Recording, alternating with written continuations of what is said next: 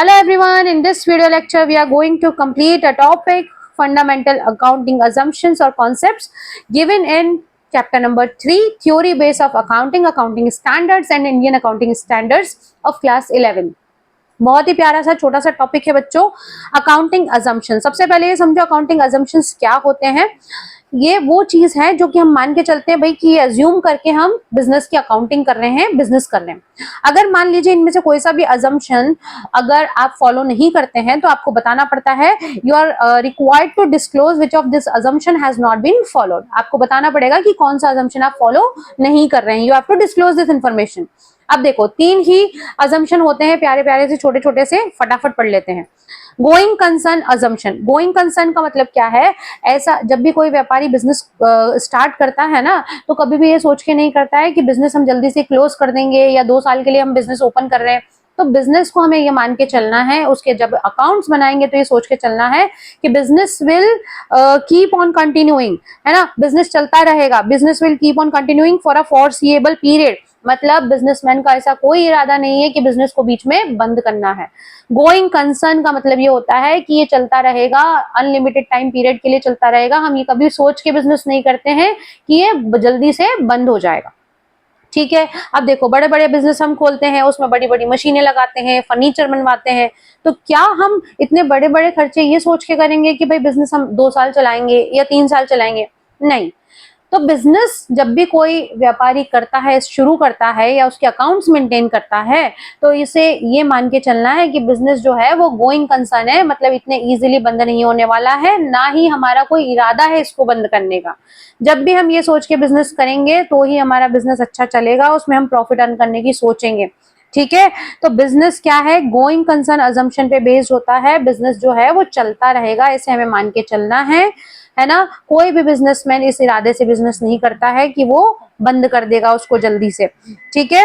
Now next is consistency assumption. Consistency assumption का मतलब क्या है कि आप अकाउंट्स जब मेंटेन करते हो तो आपको कुछ प्रैक्टिसेस लाइक कुछ मेथड्स आपको सिलेक्ट करनी होती है फॉर सर्टेन थिंग्स। आप जैसे कि अपना अपना तरीका होता है ना किसी चीज को करने का। तो once any practice selected or adopted should be applied consistently year after year। इसका मतलब क्या है कि भाई एक बार आपने कोई मेथड सिलेक्ट कर ली तो उसको कम से कम कई सालों तक चलाओ ना भैया, बार बार हम चेंज नहीं करेंगे उस मेथड को। अगर आप बार बार चेंज करोगे एक पर्टिकुलर मेथड को तो क्या आप 2 साल के रिजल्ट्स कंपेयर कर पाओगे? नहीं कर पाओगे, है ना। वहां पे आपको अलग अलग रिजल्ट्स मिलेंगे। तो इसीलिए कोई भी मेथड अगर आप अडॉप्ट करते हो तो उसको year after year same method adopt करना है, बार बार चेंज नहीं करना है। सपोज आपने बिजनेस शुरू किया, है ना, अब आपने एसेट खरीदी, व्यापार में आप एसेट खरीदते हैं ना, बड़ी बड़ी मशीन खरीदते हो, अब हर साल उसकी वैल्यू डिक्रीज होगी, डेप्रिसिएशन लगेगा। ठीक है। अब डेप्रिसिएशन लगाने के 2-3 तरीके होते हैं, मेथड्स होती हैं। आपने कौन सी मेथड सिलेक्ट करी है, वही मेथड आपको ईयर आफ्टर ईयर कंटिन्यू करनी है। आपको लगता है कि नहीं यार मैंने गलत मेथड सिलेक्ट कर ली, आप एक बार चेंज कर लो, लेकिन फिर आपको लगे कि नहीं यार वही सही थी, फिर चेंज करोगे, फिर चेंज करोगे। मतलब आपको एक डिसीजन पे स्टिक रहना है ना। अगर एक बार गलती हो गई चलो ठीक है चेंज कर लिया, लेकिन हर साल चेंज नहीं करना है। It should be consistent.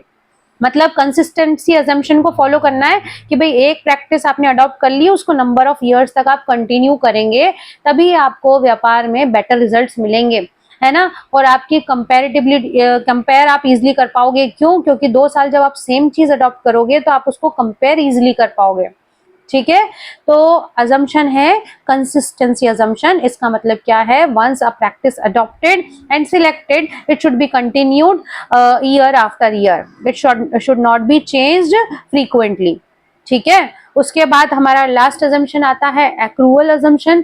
इसका मतलब ये है कि बिजनेस में हर तरह का ट्रांजेक्शन होता है ना। कुछ चीजें हम उधार में भी करते हैं, कुछ कैश में भी करते हैं। सपोज हमने कोई परचेस किया है, कुछ उधार में भी सामान खरीदा हो सकता है, कैश में भी खरीदा हो सकता है। तो आपको हर वो ट्रांजैक्शन रिकॉर्ड करना है जो बिजनेस में हुआ है, चाहे वो उधार में हुआ हो, चाहे नगद में हुआ हो, कैश में हुआ हो।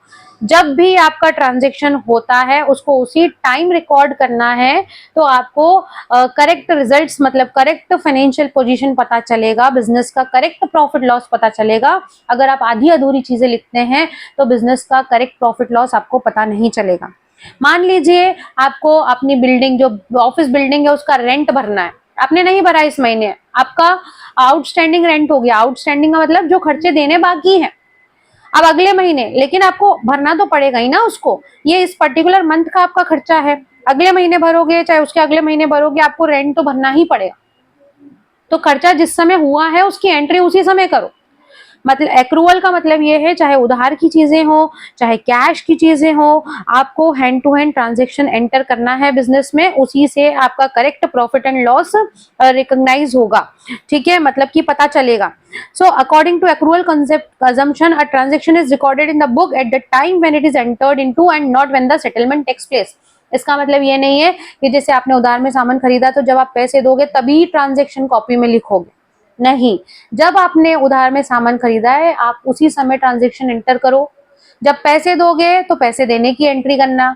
मतलब जब जो ट्रांजेक्शन होता है उसको उसी वक्त आपको लिखना पड़ता है एक्रूवल अजम्पशन के अकॉर्डिंग, तभी आपको करेक्ट फाइनेंशियल पोजीशन या फिर करेक्ट प्रॉफिट एंड लॉस आपके बिजनेस का पता चलेगा। ठीक है, तो ये थे हमारे तीनों अजम्पशन। आई होप कि आपको समझ में आए होंगे। अगर वीडियो अच्छा लगा है तो प्लीज लाइक शेयर सब्सक्राइब।